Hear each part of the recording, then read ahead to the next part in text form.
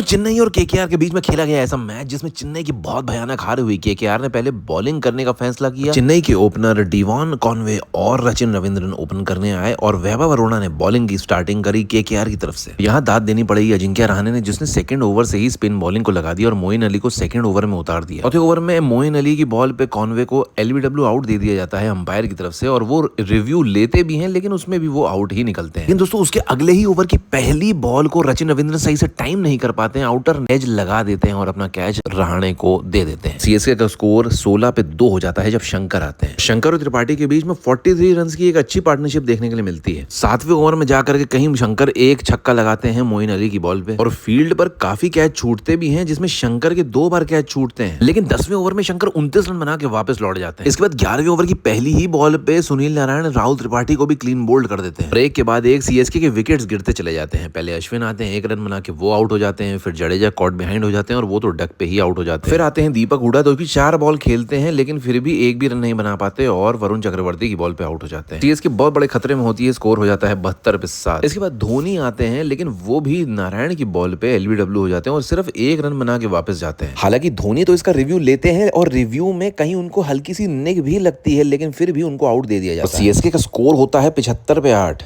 इसके बाद नूर अहमद का भी विकेट 1 ही रन बना करके चला जाता है। लेकिन दोस्तों एक चीज को देखना पड़ेगा कि शिवम दुबे ने यहाँ पर सीएसके को काफी सपोर्ट दे दिया था, क्योंकि जब तीसरा विकेट आउट हुआ था तब से शिवम दुबे क्रीज पे खड़े हुए थे और जब तक सारे विकेट आउट नहीं हो गए वो नॉट आउट ही, और किसी तरीके से स्कोर को खींचते हुए 103 तक वो ले जाते। हालांकि काफी कमेंटेटर्स क्रिटिसाइज भी कर रहे थे शिवम दुबे को कि वो ज्यादा हिट नहीं कर रहे हैं भाई, क्योंकि उनको विकेट भी तो बचाने हैं। और 104 रन का टारगेट सीएसके केकेआर के लिए सेट करता है। डिकॉक और नारायण की तरफ से ओपनिंग होती है और दोनों ही बैट्समैन आकर के धीरे धीरे करके मारना शुरू कर देते हैं, जो वो करने में माहिर है। डिकॉक की तरफ से भी काफी शॉट्स देखने के लिए मिलते हैं। नारायण भी छक्के लगा ही रहे थे। खलील अहमद और कंबोज दोनों के ही ओवरों में 10 के रन रेट के साथ दोनों बैट्समैन बैटिंग करते हैं और 3 ओवर के एंड तक 34 रन दोनों मिलकर के बना लेते हैं, जिसमें डिकॉक और नारायण दोनों की तरफ से एक एक छक्का देखने के लिए मिलता है। फिर चौथे ओवर में नारायण की तरफ से एक और छक्का देखने के लिए मिलता है और वो टोटल में 11 रन बटोरते हैं। इसके बाद 5वें ओवर में क्विंटन डिकॉक कंबोज की बॉल को सही से टाइम नहीं कर पाते हैं और वो क्लीन बोल्ड हो जाते हैं उनकी बॉल पर और 23 रन बना करके वापस लौट जाते हैं। इसके बाद रहाणे आते हैं, जो कि आते के साथ दूसरी बॉल पर स्ट्रेट ड्राइव लगा के बहुत शानदार चौका निकालते हैं और एक छक्का अगले ओवर में निकालते हैं। लेकिन दोस्तों सुनील नारायण उसके बाद अपने 10वें गियर को लगा देते हैं और काफी रन लगाते हैं 250 के ज्यादा से स्ट्राइक रेट के साथ। सुनील नारायण पहले तो 10 बॉलों में 21 रन बनाते हैं, लेकिन उसके बाद की 7 बॉलों में वो 23 रन बटोरते हैं। लेकिन जो 18वीं बॉल वो खेलते हैं उसमें वो बीट हो जाते हैं नूर अहमद से और वो